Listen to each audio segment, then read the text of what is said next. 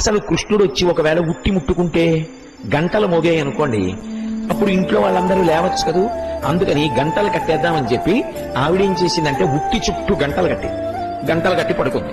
ఉట్టి ముట్టుకున్నాడా గంటలు మోగుతాయి, గంటలు మోగాయా పరిగెత్తి వెళ్ళి పట్టుకుంటారు అని. ఆయన రానే వచ్చాడు, పైకి ఎక్కాడు.